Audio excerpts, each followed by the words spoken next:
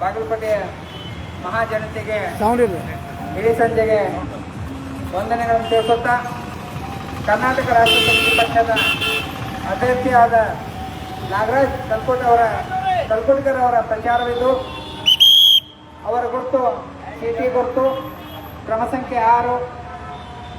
ದಯವಿಟ್ಟು ಎಲ್ಲ ಮಹಾಜನತೆಗಳಲ್ಲಿ ಮತ್ತೊಮ್ಮೆ ತಮ್ಮೆಲ್ಲರಲ್ಲಿ ವಿನಂತಿ ಮಾಡ್ತಾ ಅದೇ ರೀತಿಯಾಗಿ ಇವತ್ತು ಈ ಒಂದು ಪ್ರಚಾರ ಕಾರ್ಯಕ್ರಮಕ್ಕೆ ಆಗಮಿಸಿದಂತ ರಾಜ್ಯ ರೈತ ಘಟಕದ ಅಧ್ಯಕ್ಷರಾದಂಥ ಶ್ರೀ ಮರಿಪಾಂಡಿ ಬ್ರಹ್ಮಶ್ರೀ ಅವರಿಗೆ ದಾವಣಗೆರೆ ಜಿಲ್ಲಾ ಟಿಆರ್ಎಸ್ ಪಕ್ಷದ ವತಿಯಿಂದ ಸ್ವಾಗತವನ್ನು ಕೋರುತ್ತೇನೆ. ಅದೇ ತರನಾಗಿ ರಾಜ್ಯ ಸಂಘಟನಾ ಕಾರ್ಯದರ್ಶಿ ಆದಂತ ಗಣಪತಿ ರಾಠೋಡ್ ಅವರಿಗೂ ಕೂಡ ನಮ್ಮ ಜಿಲ್ಲಾ ಸಮಿತಿ ವತಿಯಿಂದ ಸ್ವಾಗತವನ್ನು ಕೋರುತ್ತೇನೆ. ಅದೇ ತರನಾಗಿ ಬಸವಗೌಡ ಯಾದಗಿರಿ ಅವರು ಕೂಡ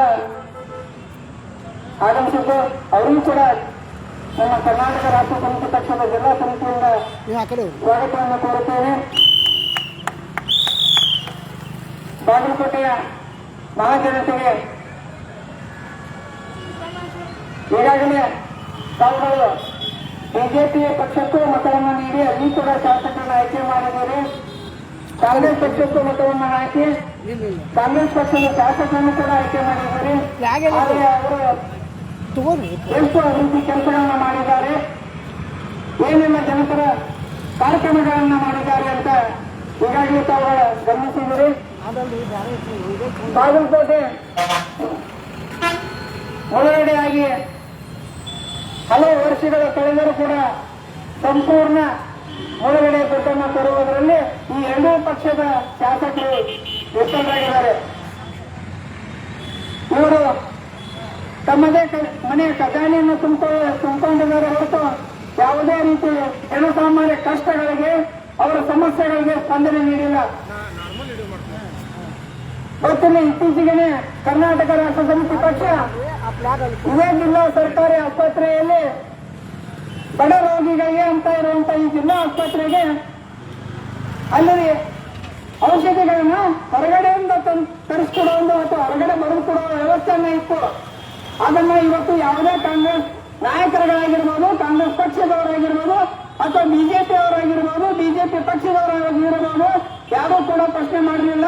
ಕಣ್ಣಿದ್ದು ಕುರುಡರಾಗಿದ್ರು, ಬಲ ಇದ್ರು ಅಸಹಾಯಕರಾಗಿದ್ರು. ಯಾಕಂದ್ರೆ ಅಲ್ಲಿ ನಡೆಯುವಂತಹ ಅಕ್ರಮಗಳಿಗೆ, ಅನ್ಯಾಯಗಳಲ್ಲಿ ಇವ್ರಿಗೂ ಕೂಡ ಒಂದು ಪಾಲಿರುತ್ತೆ. ಆದ್ರೆ ಕರ್ನಾಟಕ ರಾಷ್ಟ್ರ ಸಮಿತಿ ಪಕ್ಷ ಇದನ್ನ ಯಾವುದನ್ನು ನೋಡಿ ಸಹಿಸಲಿಲ್ಲ. ಮಾರನೇ ದಿನಾನೇ ಅಲ್ಲಿ ಒಂದು ಬೃಹತ್ ಹೋರಾಟವನ್ನು ಮಾಡಿ ಅಲ್ಲಿ ನಡೆಯುವಂತಹ ಅಕ್ರಮ ಅನ್ಯಾಯಗಳನ್ನ, ಅಲ್ಲಿ ಆಗ್ತಿರುವಂತಹ ಬಡವರ ಮೇಲೆ ದೌರ್ಜನ್ಯವನ್ನ, ಶೋಷಿತರನ್ನು ಅವರನ್ನ ಪಾರು ಮಾಡಿ ಅವ್ರಿಗೆ ನ್ಯಾಯ ಕೊಡಿಸುವಂತ ಕೆಲಸ ಇವತ್ತು ಮಾಡಿದ್ರೆ ಅದು ಕರ್ನಾಟಕ ರಾಷ್ಟ್ರ ಸಮಿತಿ ಪಕ್ಷ.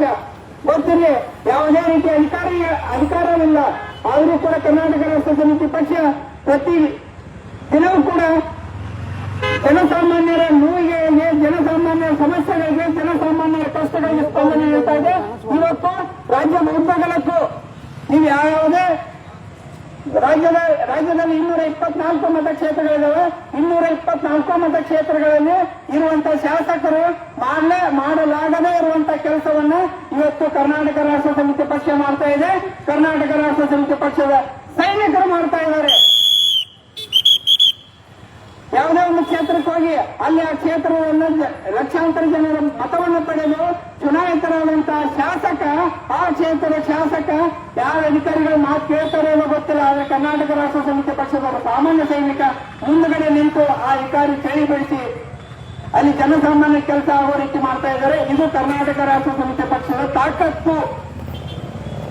ಅದಕ್ಕಾಗಿ ನಾವು ಕೇಳ್ತಾ ಇದ್ದೀವಿ ನಿಮಗೆ, ಒಂದೇ ಒಂದು ಬಾರಿ ಕರ್ನಾಟಕ ರಾಷ್ಟ್ರ ಸಮಿತಿ ಪಕ್ಷಕ್ಕೆ ಮತಗಳ ಚಲಾವಣೆ ಮಾಡಿ ನಾವು ನಿಮ್ಮ ಸೇವಕರಾಗ್ತೀವಿ ಹೊರತು ನಿಮ್ಗಳ ನಾಯಕರಾಗೋದಿಲ್ಲ. ನಾವು ನಿಮ್ಗಳ ನಾಯಕರಾಗೋದಕ್ಕೂ ಬಂದಿಲ್ಲ. ನಾವು ಯಾವತ್ತಿದ್ರೂ ಜನಸೇವಕರೇ, ಜನಸಾಮಾನ್ಯರ ಮನೆಯ ಆಳುಗಳು ಅಂತ ತಿಳ್ಕೊಂಡಿದ್ದೀವಿ ಹೊರತು ನಾವು ಚುನಾವಣೆ ಸಮಯದಲ್ಲಿ, ಚುನಾವಣೆ ಸಂದರ್ಭದಲ್ಲಿ ಮತ ಕೇಳುವಾಗ ಮಾತ್ರ ನಿಮ್ ಗುಲಾಮರಾಗೋದು, ನಿಮ್ಮ ಮುಂದೆ ಕೈ ಹಾಕೋದು, ನಿಮ್ ಕಾಲು ನಡೆಯೋದು ಅಂತ ನಾಟಕದ ನೌಟಂಕಿ ಆಟಗಳು ನಮಗೆ ಗೊತ್ತಿಲ್ಲ. ಈಗ ಏನೇ ಇದ್ರು ಈ ಜೆಸಿಬಿ ಪಕ್ಷಗಳಿಗೆ ಸೀಮಿತ. ಅವರು ಮನೆಗೆ ಇದು ಅಂಟಿನ ರೋಗ. ಆದ್ರೆ ಕರ್ನಾಟಕ ರಾಷ್ಟ್ರ ಸಮಿತಿ ಪಕ್ಷದ ಸೈನಿಕರಿಗಾಗಿರ್ಬೋದು, ಕರ್ನಾಟಕ ರಾಷ್ಟ್ರ ಸಮಿತಿ ಪಕ್ಷಕ್ಕಾಗಿರ್ಬೋದು, ನಾವು ಯಾವತ್ತೂ ಕೂಡ ನಾಯಕ ಅಂತ ತಿಳ್ಕೊಂಡಿಲ್ಲ, ನಿಮ್ಗಳ ಸೇವಕ ಅಂತ ತಿಳ್ಕೊಂಡಿದ್ವಿ. ಸಮಾಜದಲ್ಲಿ ಇರುವಂತ ಅನಿಷ್ಟವಾಗಿರುವಂತ ಈ ಭ್ರಷ್ಟಾಚಾರ, ಲಂಚತನ, ಕಬ್ಬಾಳಿಕೆ, ದೌರ್ಜನ್ಯ ಇವುಗಳನ್ನ ಹೊರಹೊಮ್ಮಿಸೋದಕ್ಕೇನೆ ಕರ್ನಾಟಕ ರಾಷ್ಟ್ರ ಸಮಿತಿ ಪಕ್ಷದ ಸ್ಥಾಪನೆಯಾಗಿರೋದು. ದಯವಿಟ್ಟು ಕರ್ನಾಟಕ ರಾಷ್ಟ್ರ ಸಮಿತಿ ಪಕ್ಷದ ಅಭ್ಯರ್ಥಿಯಾದಂತ ನಾಗೇಶ್ ಕಲ್ಕುಟ್ಕರ್, ಇವರು ವಿದ್ಯಾವಂತರೇ, ಬರ್ತೀನಿ, ಇವರು ಇಂಜಿನಿಯರ್ ಎಂಟೆಕ್ ಮಾಡಿದ್ದಾರೆ. ಇವರು ಒಂದು ಬಡ ಕುಟುಂಬದಿಂದ ಬಂದಂತವರು ಜನಪರವಾದಂತ ಕೆಲಸಗಳನ್ನ ಮಾಡಿದ್ದಾರೆ. ಹೀಗಾಗಿ ನಾವು ಯಾವತ್ತೂ ಕರ್ನಾಟಕ ರಾಷ್ಟ್ರ ಸಮಿತಿ ಪಕ್ಷದ ದುಡ್ಡಿದ್ದವ್ರು ಮನೆ ಆಗ್ತಾ ಇಲ್ಲ. ಇವತ್ತಿವರು ವಂಶ ರಾಜಕಾರಣ ಇವತ್ತಿಗೂ ಇನ್ನೂ ಮುಂದೆ ಹೋಗ್ತಾನೆ ಇದೆ. ಮತ್ತೊಬ್ಬರಿಗೆ ಅವಕಾಶ ಕೊಡಬೇಕು ಅನ್ನೋದಿಲ್ಲ. ಬಡವರನ್ನು ತಂದು ಅವರಿಗೆ ಒಂದು ಅವಕಾಶ ಕೊಡಬೇಕು, ಅವ್ರಿಗೆ ಸ್ಥಾನ ಕೊಡಬೇಕು ಅನ್ನೋದು ಇವತ್ತು ಯಾವ ಈ ಜೆಸಿಬಿ ಪಕ್ಷಗಳಲ್ಲಿ ಆಲೋಚನೆಗಳನ್ನೇ ಬರ್ತಾ ಇಲ್ಲ. ವಂಶ ರಾಜಕಾರಣಗಳ ಇವರು ಹಾಸೊಟ್ಟಾಗಿದೆ. ಗೊತ್ತಿರಲಿ, ರಾಜ್ಯದಲ್ಲಿ 224 ಮತಕ್ಷೇತ್ರಗಳಿದಾವೆ.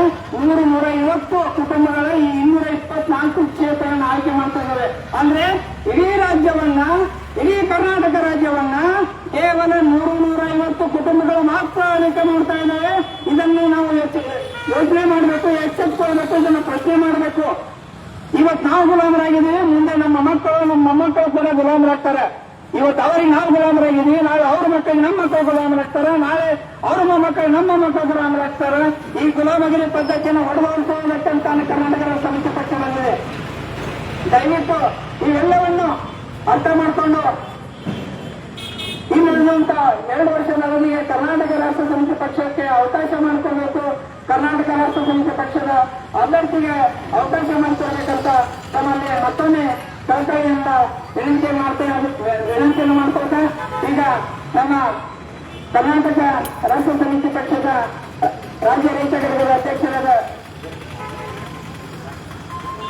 ಕರ್ನಾಟಕ ರಾಷ್ಟ್ರ ಸಮಿತಿ ಪಕ್ಷಕ್ಕೆ KRS ಪಾರ್ಟಿಗೆ ಭ್ರಷ್ಟರೇ, ರೈತ ರಾಜಕಾರಣ ಬಿಟ್ಟು ತೊಲಗಿ, ನಾಡ ಪ್ರೇಮಿಗಳೇ, ಪ್ರಾಮಾಣಿಕ ರಾಜಕಾರಣಕ್ಕೆ ಮುಂದಾಗಿ, ಭ್ರಷ್ಟರೇ, ರೈತ ರಾಜಕಾರಣ ಬಿಟ್ಟು ತೊಲಗಿ, ನಾಡ ಪ್ರೇಮಿಗಳೇ, ಪ್ರಾಮಾಣಿಕ ರಾಜಕಾರಣಕ್ಕೆ ಮುಂದಾಗಿ ವಂಚಮುಕ್ತ ಕರ್ನಾಟಕ ನಿರ್ಮಿಸೋಣ, ವಂಚಮುಕ್ತ ಕರ್ನಾಟಕ ನಿರ್ಮಿಸೋಣ.